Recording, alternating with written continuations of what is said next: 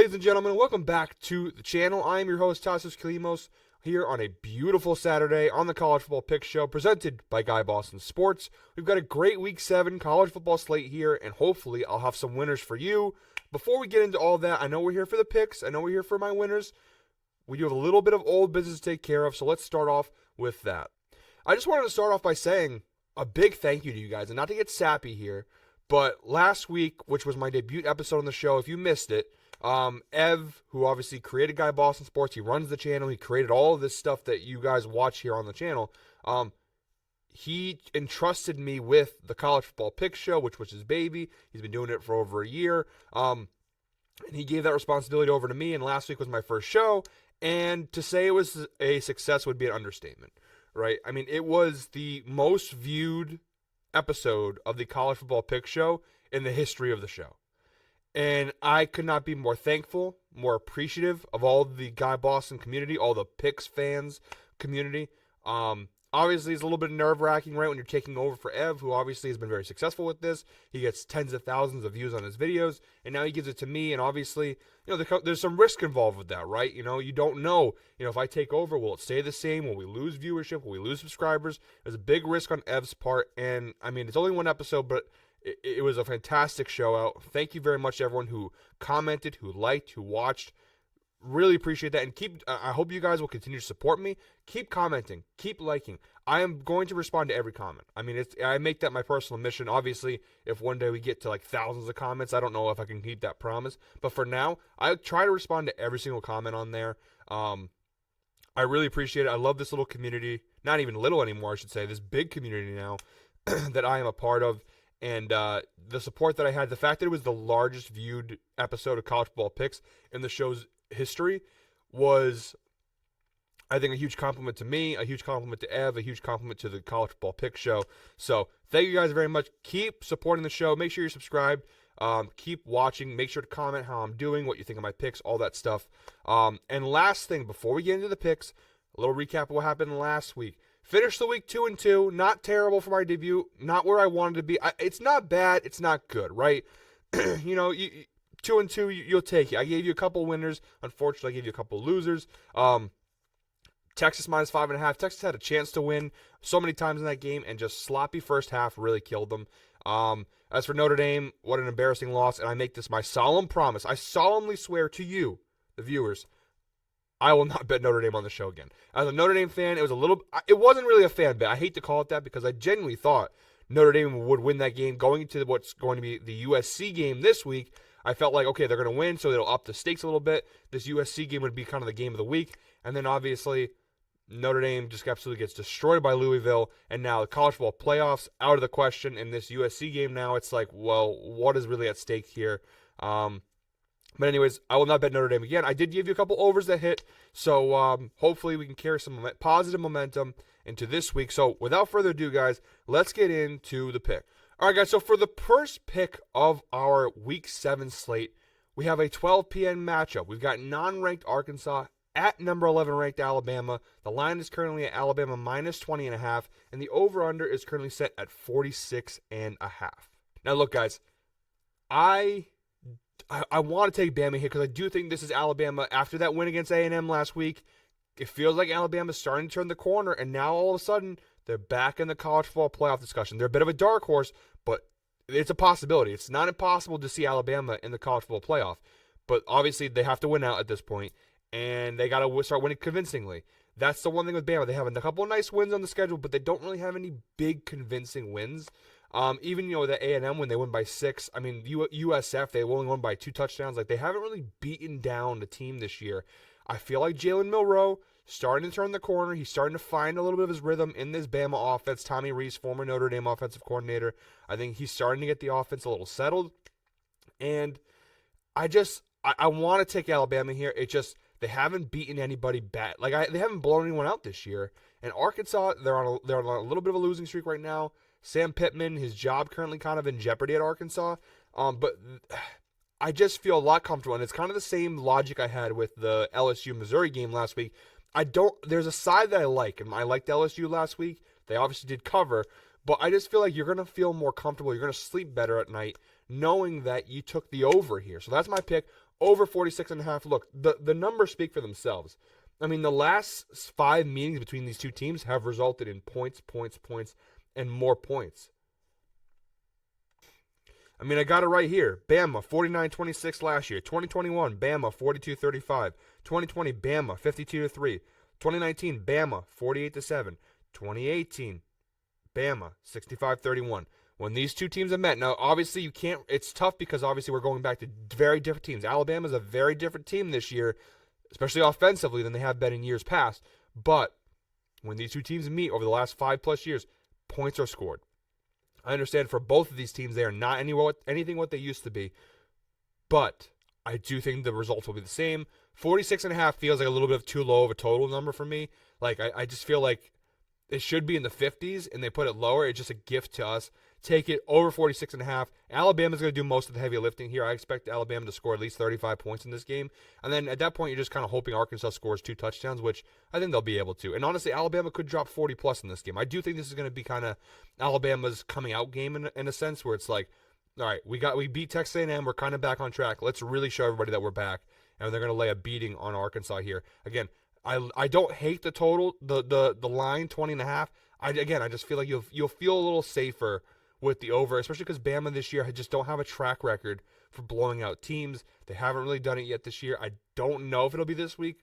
I feel a lot more comfortable with the over. All right, guys, moving on to the second pick of the slate. We got the game of the week here. We got number 8 Oregon at number 7 Washington, a little Pac-12 showdown. This is, truthfully, out of all the games we've seen this year, this is by far the best match we've had.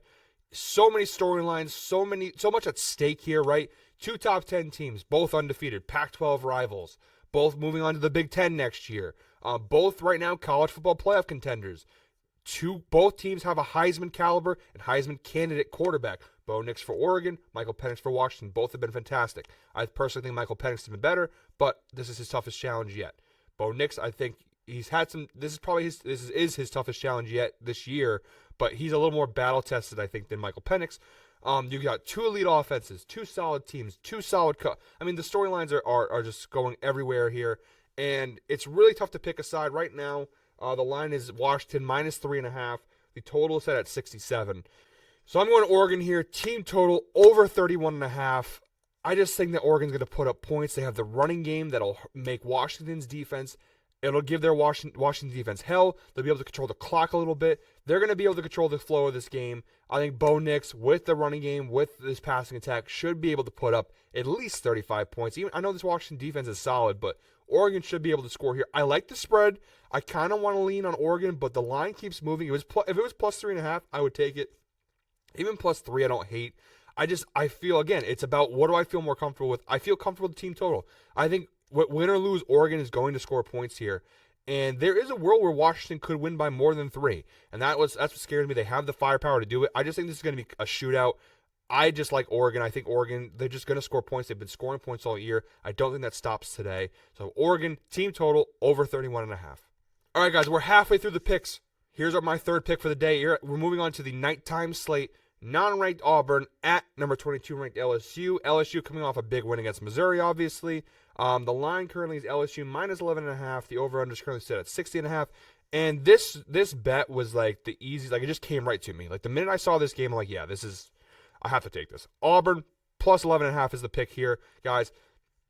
LSU's coming off a big win, right? And this team, I said it last week, with Jaden Daniels at quarterback, this is one of the best offenses in the nation. Jaden Daniels is one of the best quarterbacks in the nation.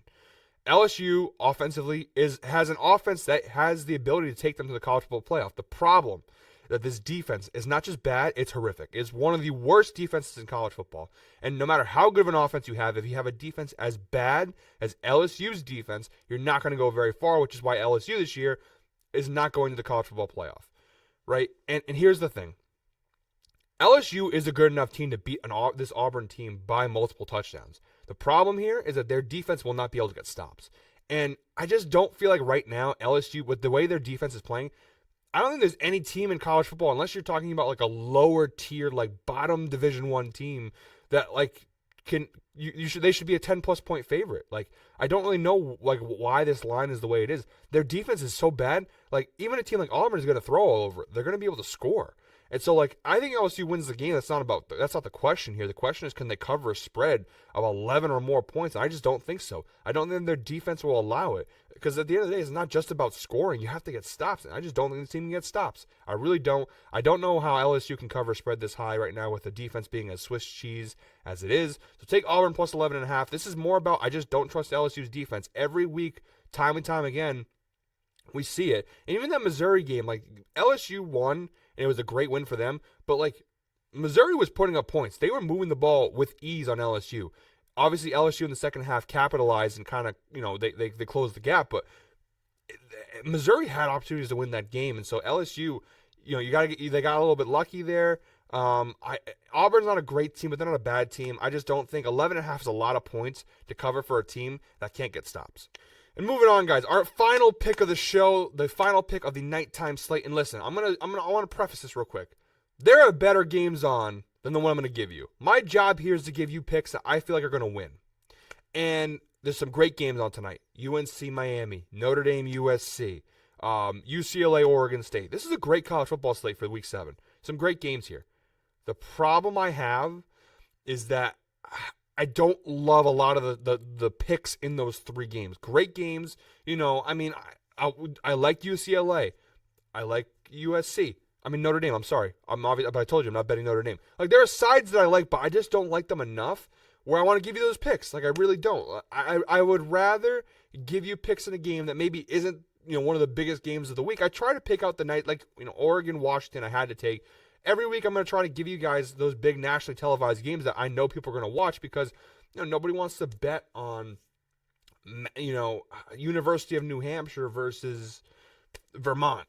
You know what I mean? Like, I'm not going to give you picks like that, but I want to give you winners, and I don't have any real winners that I could find in those games. So what I have for you, my last pick, still a ranked team playing here. It's not like this is an ugly matchup. It's actually going to be a pretty solid game on the SEC network. We've got non-ranked Missouri at number 24 ranked Kentucky. Kentucky's currently favored by minus 2.5 points. The over-under set at 50.5.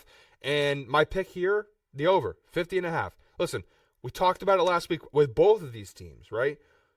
These are both teams that were featured in my bets last week. Missouri, I know they lost to LSU, but they put up points. This offense is still solid. The fact that they're non-ranked is kind of crazy as a 5-1 team. I know they lost to LSU, but I don't think it's fair that they're not ranked here. Kentucky coming off a big loss to Georgia. That one you can't really defend too much. Georgia dominated them, but at the same time, it's Georgia. Like, they're the best team in college football. They've been that way for a few years now. It's really tough to sit there and Kentucky got blown up by Georgia. Who hasn't been blown up by Georgia? Georgia's destroyed everybody in their paths. Tough game for Kentucky, but these are two offenses that score. And the interesting thing here the reason why I'm riding the over, they both have solid offenses. Both of their defenses are not great, so I feel like points are going to come. But honestly, it just comes down to the fact that they hit overs. Like, their numbers in both these teams both of these games, both these teams, 4 of their games that the over have hit, and for both sides, right? Like, I'm pretty sure for Missouri, I think they're 4-2 in the overs, and Kentucky's like 4-1 in overs. Like, when these two teams play, the over hits, and that's why I'm riding. Like, these teams score points. They play in high-scoring games. It's just how these teams play. Like, they're always in high-scoring games. The overs typically tend to hit for them this year in pretty much every game they play in. Whether, like last week, whether it's because Kentucky scores or because their defense gives up 50 to Georgia, or if it's like Missouri where, again, you give up 40-plus to LSU, but you score 30-plus. I just think these are two great offenses, elite college football offenses, I would even call them. Again, I think Missouri is very underrated offensively. I know LSU, it's tough. Well, LSU's defense stinks. That's why they scored. They actually do have a really solid offense. Solid game here. 50.5 feels low to me. Give me the over 50.5. A lot of overs this week, but I was hot with the overs last week. I felt like we'll continue with that for now until we get some spreads that I really like. Again, I haven't found a ton of sides I love the last 2 weeks. I do love the overs here, so hopefully keep hot with the overs. Guys, that is it for me this week. College Football Pick Show, Week 7 slate. Thank you so much for joining me. Make sure, like I said earlier, comment, subscribe, like. Make sure to let me know how I'm doing. Talk to me. I want to hear criticism. You hate my picks. You don't like how I'm doing things. I want to hear what you guys have to say. Love you guys. I love this community. I hope that I've been doing this College Football Pick Show for years and years to come, and I hope we get bigger and bigger and bigger and better. Guys, I hope you are all winners this weekend. Cash your bets. Thank you very much. I'll see you next week.